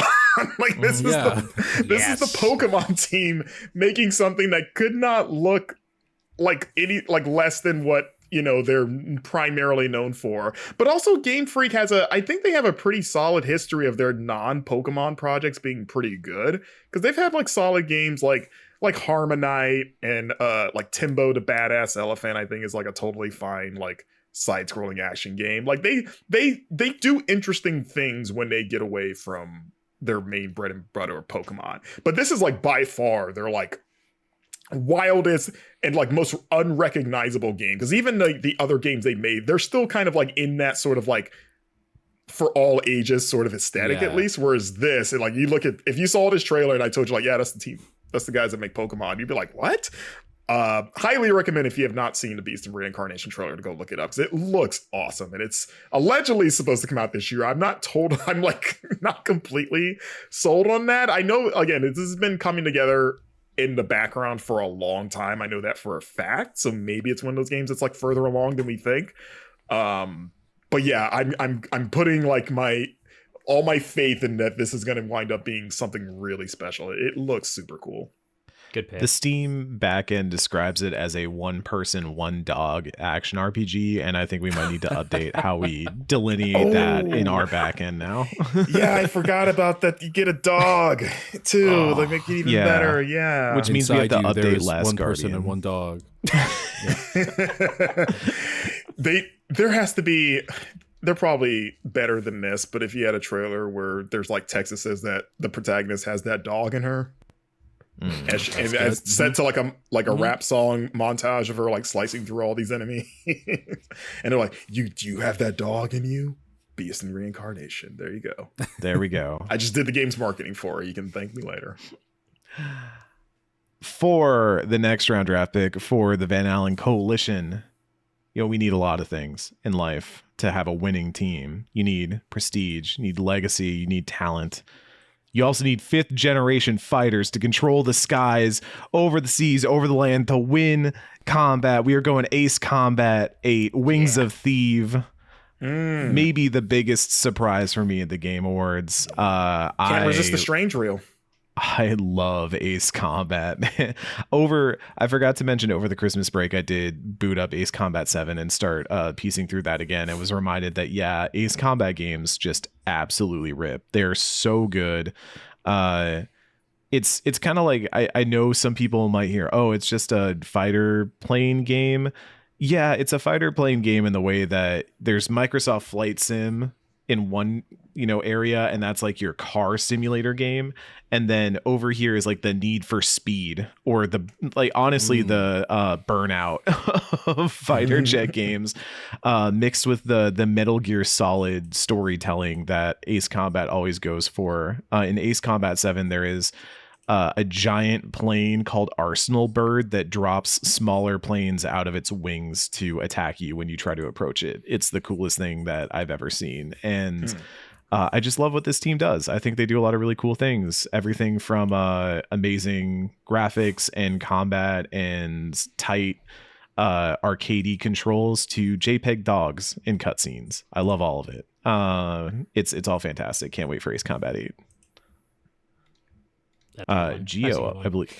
Yeah, I feel like I've drafted some pretty major games so far, big things. So I want to get some of the smaller stuff, right? Some of the like the top prospects from the colleges, who are slinging incredible balls down the field, and you're like, man, they're gonna be a big thing in their getting a JUCO pickup from the transfer portal. Yeah, exactly.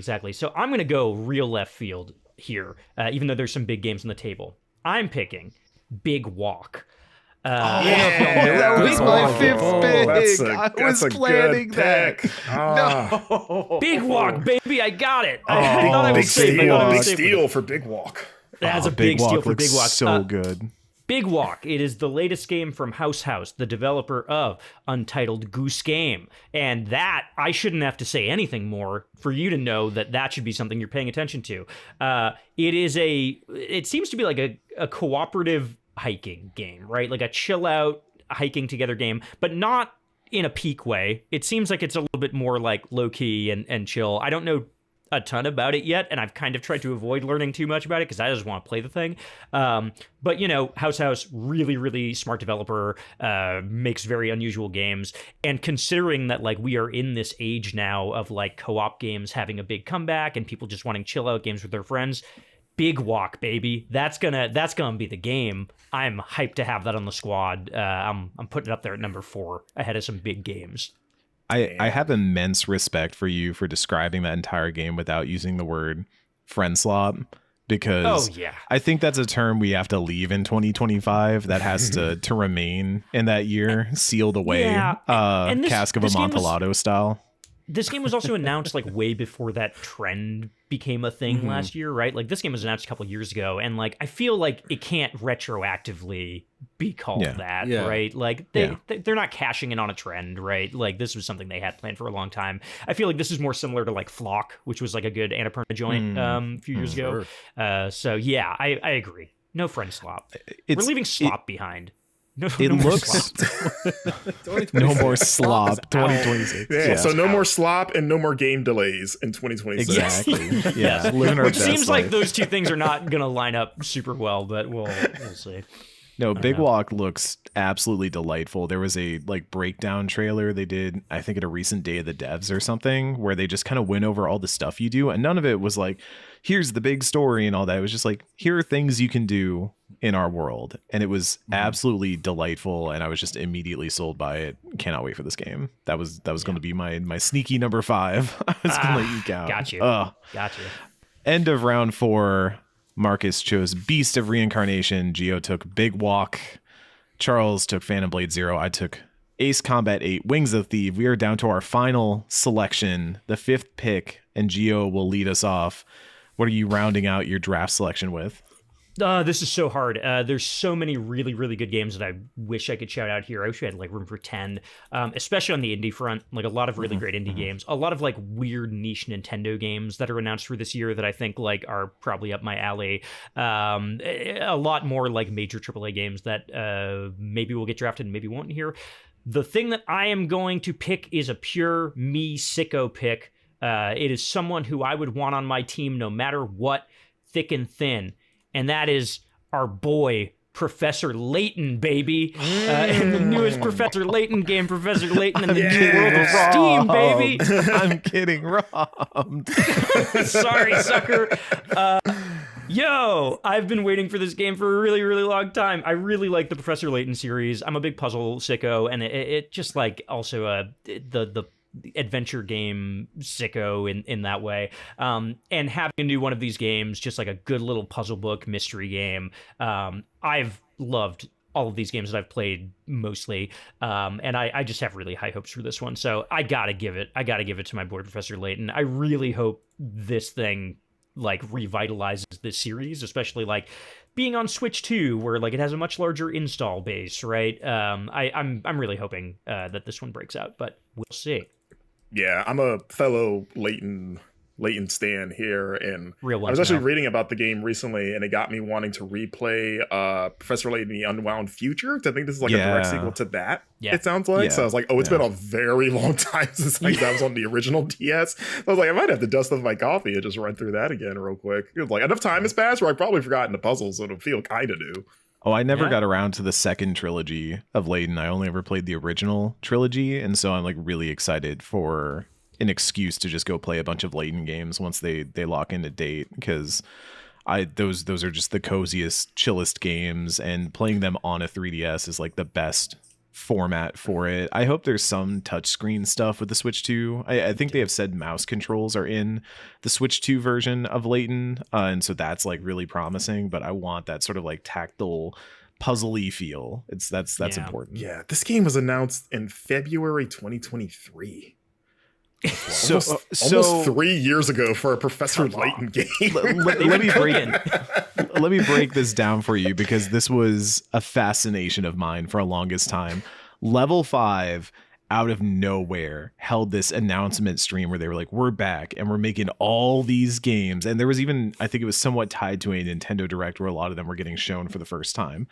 And they announced so many games. There was Fantasy Life I, Deca Police, Inazuma 11, whatever the mecha game that they had was Megaton Musashi, I think. Yeah, and also Professor Deca Layton. Police still has not come out. Also supposed to come out this year, so that's the allegedly. punchline of all this, is then they were like, they're all coming out, and then they had to start delaying and pushing back, and they have been pushing some of these games like Deca Police back for eons, even though I think there was a playable version at Tokyo Game Show at least a year ago.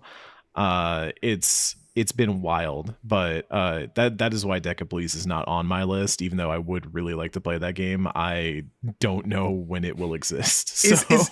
Is Deca Police? I know we're getting on a weird tangent with Deca Police, but is Deca Police the one also like? I think people are setting themselves up that think that it's basically like an Astral Chain kind of game. Like I feel like the Astral Chain fan base has kind of attached themselves to Deca Police a little bit, and I don't know if it's warranted. If there's I wouldn't be surprised if there's hopes for that. It looks like a kind of a turn-based RPG, which level 5 has shown that they can do.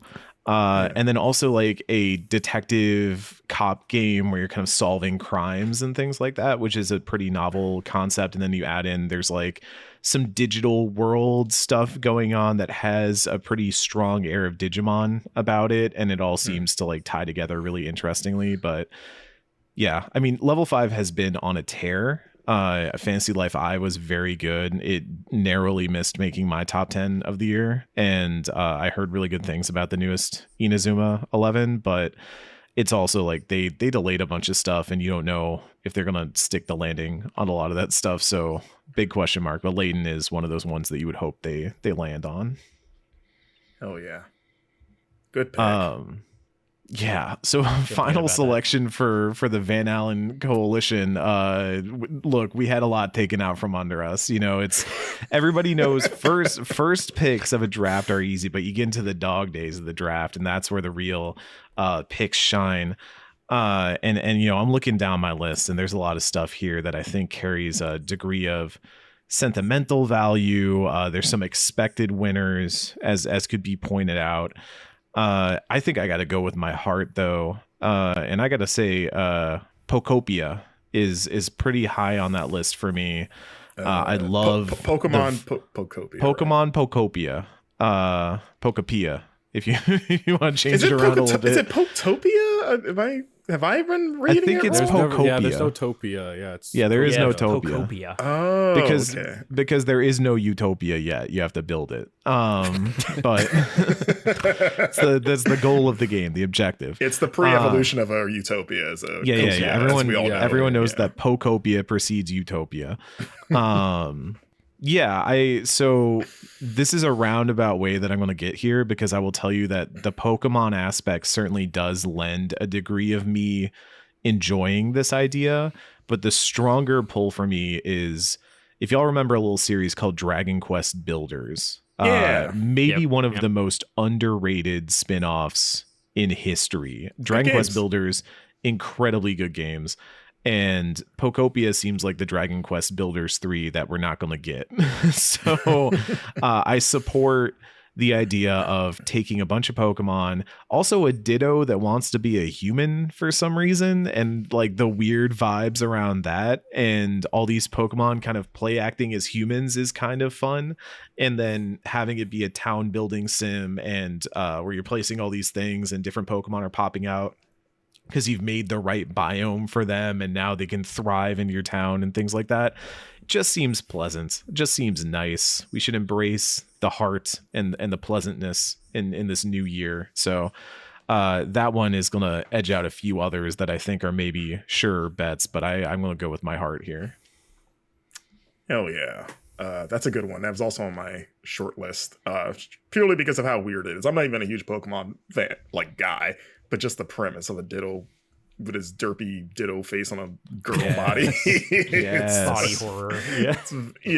There's like a weird understated creepiness that I kind of like.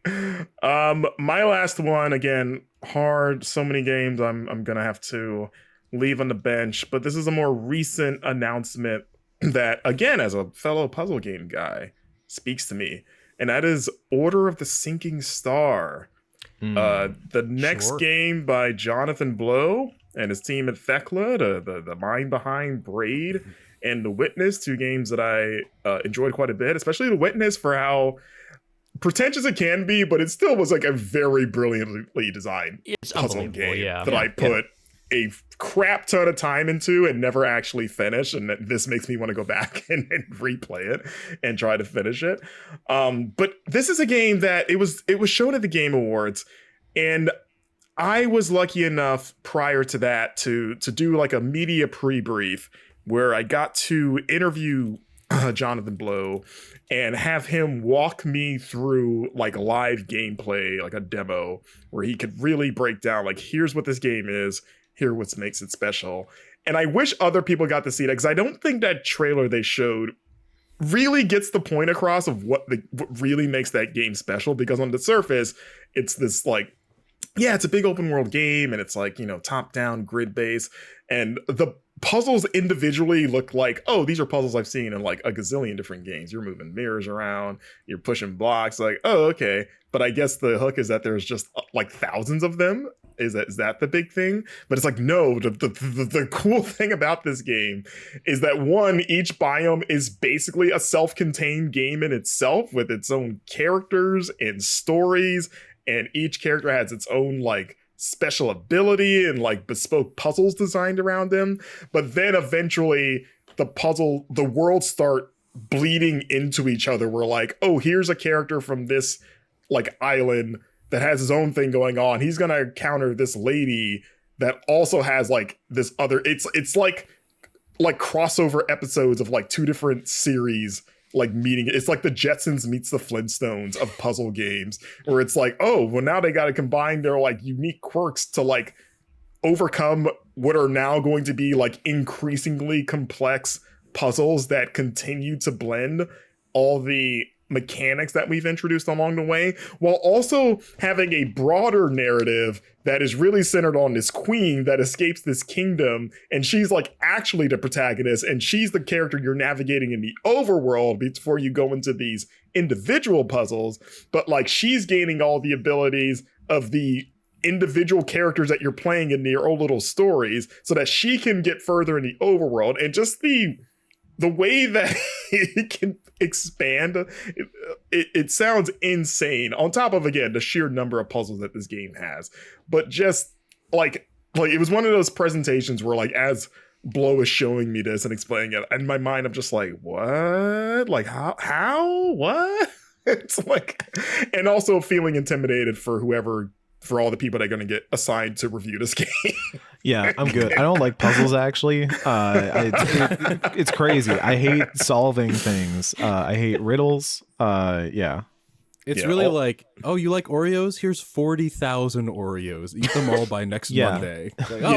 Like, maybe I hate and what if these? they I had don't know. multiple flavors of Oreos, and then those flavors started bleeding into different combination flavors? And some of these Oreos have shards of glass in them, and you're not going to know which Oreos have the shards of glass in them. But yeah, just the ambition behind it, and just like it looks so good. Like this seems like, as intimidating as the sheer number of puzzles is, there's also something kind of like exciting and like relaxing. 'Cause I am a person that finds relaxation in just like chipping away at little puzzles. So just knowing that, like, yeah, I got like 900 of these things. I'm just gonna sit down one evening, which is like a cup of coffee. I'm just gonna work my way through this, and no rush, because there's no way I'm gonna get through this tonight. But I just kind of like being able to chip away at something. And I pray that this game comes out sooner than later, because the idea of like trying to get through something this apparently massive before the end of year for like discussions, the way that we're going to have to do for GTA 6 in November, is daunting. So I pray Jonathan Blow release this before the summer if possible. It's probably not going to happen, but that'd be great. Yeah, and to be clear, when you're talking about GTA 6 in November, you mean next November. You mean November 2027 when it truly releases, right? Right, exactly. Yeah. Now I have to start thinking of 2027 as next year. Oh, that's horrible. Yeah. And Mass Effect still won't exist. Yeah, maybe that'll be this year. Mass Effect 5. No. Anthem 2 first. It's happening. But yeah, that is my pick. Charles, pick number 5. Round out the list.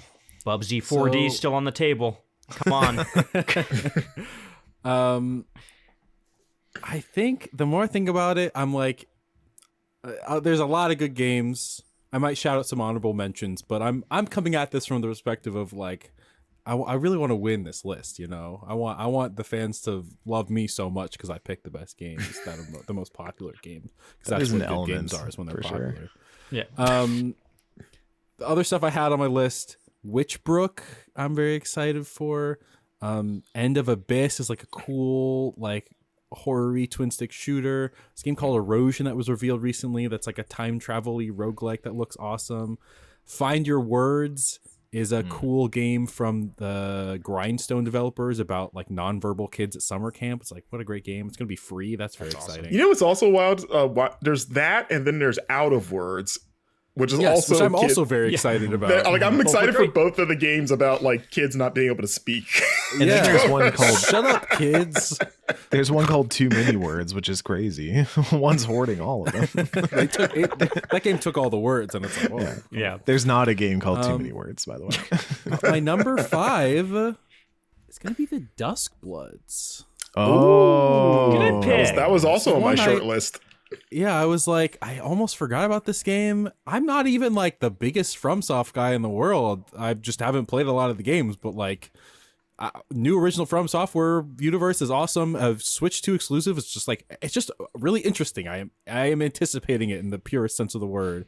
Also, I thought, Eric, you would think it's fun. I looked up the game, just double checking it was still slated for 2026. If you go to the Duskbloods Wikipedia page, the first reference there is an article you wrote for IGN. You're the number 1 reference for the Duskbloods, Eric Van Allen. Yeah, I get cited for a lot of weird stuff. I'm trying to think. There was one time when I found out I was cited on the Wikipedia page for Rainbow Mika for Street Fighter, specifically because I think I wrote an article about how like her costume was controversial and there were issues with like playing esports tournaments and stuff like that with Rainbow Mika's outfit on. Wow. And yeah, I'm like cited for weird things on Wikipedia. I'm It's cited part of on this the job. page. I'm cited on the page for the Estelle song "American Boy" because I Really? wrote about the Fortnite Chug Jug parody at some point Yes. and like tracked down the kid who made That's it. the And there's a best whole reason to be section on about the there. Chug Jug song, and I'm on there. So That's the good, dude. best reason to get cited because there's It's a like good one. other aspects of that song that you don't want to go near with a 10-foot Yeah. pole. 100%. Yeah. But the chug jug, yeah. Get yeah, down. do you want to do some honorable mentions now that we don't have fear of them being Charles, stolen were you- out from under us? Were you done talking about the Duskbloods real quick? Yeah, I honestly don't know. I honestly don't know all that much about it. I just think people will Yeah. vote for it. Are you I'm excited, for the it, but it's- yeah, like the PvPVE sort of structure? Does that do anything for you? Or? Yes, in the sense that like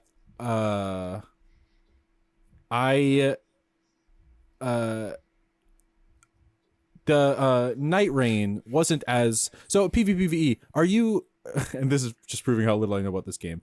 Are you on like a squad in this game or can you play it solo and you're fighting other people? It sounds in like the you're world? solo. So it's like you, Okay. like the rounds or whatever you want to call them. It's like you and 7 other human people. So not like a huge pool are in this world individually, and you are competitors. Like this is not a cooperative Okay. game, but there are AI enemies everywhere and bosses that maybe you might have to team up with people to take them down. So it seems like alliances are more circumstantial than anything of Sure. like, we are out to compete. Cause this is like, I think you're like fighting to be the last one standing, almost battle royale-esque it sounds like. But like, sometimes we might have to put down our swords because like, oh, this giant monster's here and it's going to kill both of us. Okay. Personally, to me, that is more appealing than Night Rain because I'm not as much of a like get a squad of people and go play a game together. I just like to sit and play stuff by myself while other stuff is happening around me in my house. And also, it's like I don't know, From Software, they'd have to screw up a lot of times for me to not just be like, do what you want and I'll follow and it'll be fine. Like it'll be fun. Yeah. I would say what gives me hope is Miyazaki had a quote that he was basically, because, you know, some of the hardcore fans were a little like, I don't know if I want this to be like a multiplayer sort of focused thing. And he even straight up said, he's like, I'm not really a big PvP guy. So I designed this with people like me that just like solo experiences in mind. So that does give me hope of like, that this will, if you want to, I mean, you technically are playing it by yourself because you're not on a squad, but I guess I think it is like you can treat this as a solo focused experience. Like, I guess if you just pretend that the other like players are just NPCs that play exceptionally well.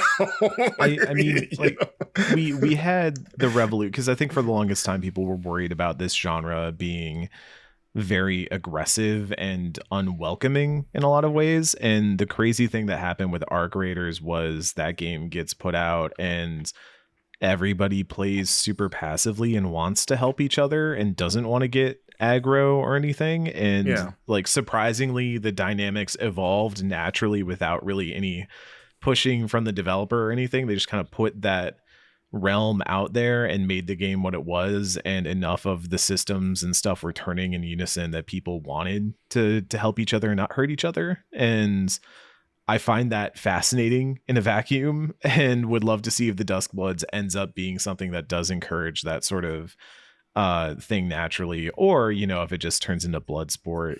It could go either way. Tarkov was kind of that way. So I the other thing that I actually like, at first when they announced this, I was like, no way, it's not going to work. This is going to be their downfall. And then Night Rain, when it came out, I remember reviewing it and being like, oh, this was like good. I'm not like totally convinced that they're like a multiplayer studio, but the post-launch support on that game has been really, really strong on Night Rain, and I think really proved that like, oh, they actually do know how to make like a multiplayer game. So like I'm way more excited about Duskbloods than I was when it was announced. I truly at the beginning was like, everyone's gonna pretend this one's good because it's FromSoft and we have to say that all their games are good. And now I'm like, no, they might be cooking. Yeah. Also, it's got vampires, kind of. What more do you want? It's the closest thing we're getting to Bloodborne 2, yeah. Yeah. Yeah. I mean, this is basically the Switch's Bloodborne of like, hey, we have an exclusive FromSoft game. Mm-hmm. You'll be begging us for a remaster in 5 years. But awesome. That wraps it up. So what is our round 5 recap, Eric? Our final lists, Marcus had Marvel's Wolverine, Resonance: A Plague Tale Legacy, Control Resonant, Beast of Reincarnation, and Order of the Sinking Star. I like that. Geo selected Resident Evil Requiem, Marvel Tokon Fighting Souls, Saros, Big Walk, and Professor Layton and the New World of Steam. That's one of those lists that I read and I'm like, dang, that's a good list. Yeah, I feel good about that one. There's like pretty much every game on there I want to play. It's almost like you had the first pick. Almost. Charles had Lego Batman Legacy of the Dark Knight, Grand Theft Auto 6, Mixtape, Phantom Blood Zero, and the Duskbloods. That is the funniest thing to read in the world out loud. He said Lego Batman Legacy of the Dark Knight and also Grand Theft Auto 6. In that order, yeah. And then I myself, Eric, selected Fire Emblem Fortune's Weave, 007 First Light, Slay the Spire 2, Ace Combat 8, Wings of Thieve, and Pokemon Pokopia. I told myself going into this year, I'm going to be firmly on my own brand, and I feel that this list reflects that. I narrowly did not put Trails in the Sky second chapter or Adventures of Elliot the Millennium Tales on here. Those were two that were kind of runners up there, but I don't know. Those kind of feel like known quantities at this point. I don't want to get adventurous. Yeah. Well, awesome. It sounds like it's going to be a good year, hopefully, if everything that we say, maybe none of our games come out. Maybe everything is delayed into 2027. Don't even joke about Lego Batman Legacy. We're delaying everything now. Lego Batman already moved. The moment GTA got pushed out of May, Lego Batman was the first game to slide right in. What if we're taking this? Every publisher says we're not going to release a game until Grand Theft Auto 6 comes out. They just say, you know what? Strike. November's going to be one release. No one's going to schedule anything in November. Yeah, and 3 months after it, they all release their games. Exactly. It's going to be a busy January. But yeah, everyone, thanks for listening. Of course, let us know in the comments whose draft list you think is the best or your favorite. We'll keep an eye out. We should have put stakes on this. We should have bet. We should have counted who got the most votes from the community and put something on the line. I don't know. I think the funnier thing would just be to revisit this list at the end of the year and be like, okay, whose games came out? Let's look at the Metacritic, the combined Metacritic.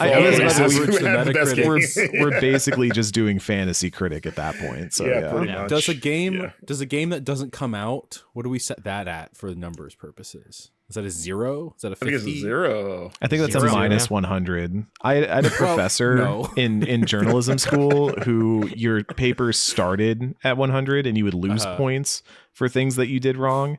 And if you got a name, date, place, or any sort of event that you could verify through readily available information wrong, it was minus 50 points. So that's if you so wrote funny. November 18th instead of 17th, it was minus 50 points. I mean, that makes Wow. sense. That's within your. I don't know if we should be penalized for other people's decision making on their release dates. But Nah, that was a good class because you learned quick or you switched majors. I don't know. We'll figure it out. But yes, everyone in the comments, let us know whose list you think is the best. And thank you for watching and listening to Game Informer Show. We'll be back next week with another episode. Gio, thank you for coming on, man.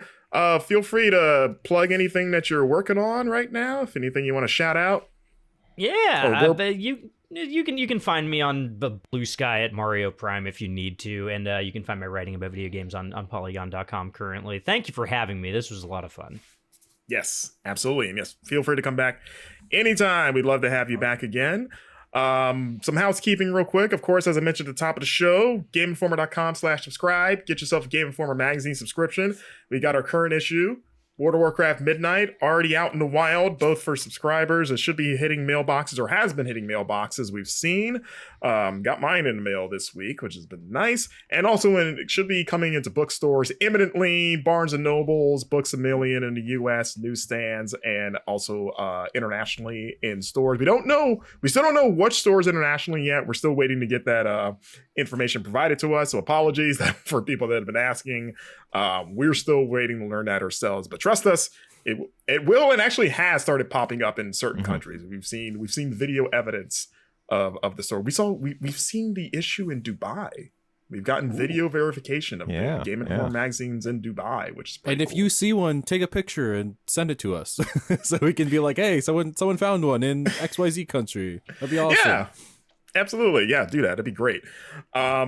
Also, new Super Replay series. If you've been following our Super Replay, right before we went to holiday break, Charles and we completed Resident Evil Outbreak. It is in the books. And this week we will kick off, or have kicked off when you listen to this. As of the launch of this recording, this will go live on the day that y'all are doing the Super Replay. So okay, well, we are starting our next Super Replay series, which is Sonic and the Black Knight, a Charles Hart pick. Eric's face just confusion. why?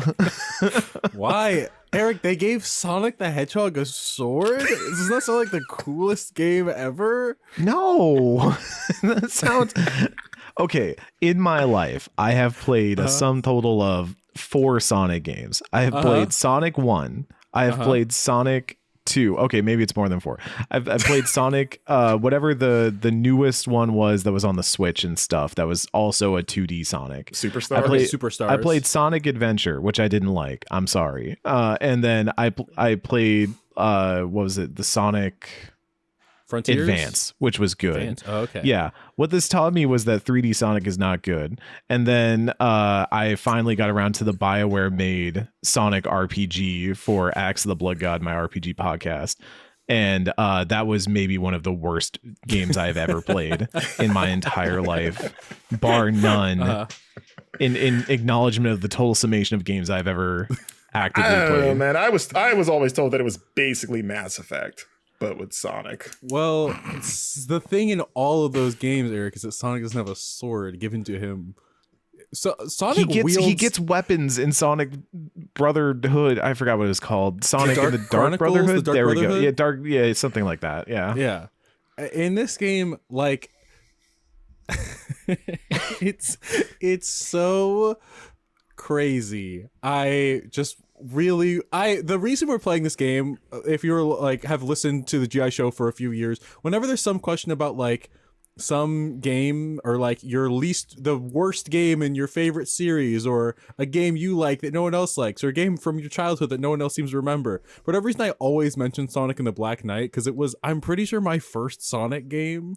It was literally my dad walking into the Toys R Us and was like, my son's birthday is next week, what game should I get him? The Toys R Us guy was like, I don't know, we've got a lot of these Sonic and the Black Knights that just came in and no one's buying them, you want to take it? And I was like, yeah, sure, that sounds fine. And then I was like, oh my gosh, Sonic has a sword. And it's just so weird that I am really excited to revisit it. Okay. With an audience. I'm excited to visit it because I know I've seen the opening cutscene to that game years and years ago and was like, this looks so dumb. And I've just heard it's not a good game, so I'm excited to be in the passenger seat for this one because this will be Charles on the sticks. Just watching just this weird sort of like, because it was like the second in what was supposed to be like the Sonic storybook trilogy that never actually got a third game Just died. because the first two games, like the first one was Sonic and the Secret Rings, which is also not a well received Sonic game. And then this, Black Knight 2. So it's just like, let's see what is like now the final game in this failed trilogy of games. I'm so excited to start this series. So yes, like I said, at the time you're listening to this, the first episode is probably already available to watch on our Twitch channel and as well as our YouTube channel. And yeah, we'll be doing that every Friday, Super Replay. You can also go to our Twitch channel every Wednesday. We also stream usually newer releases.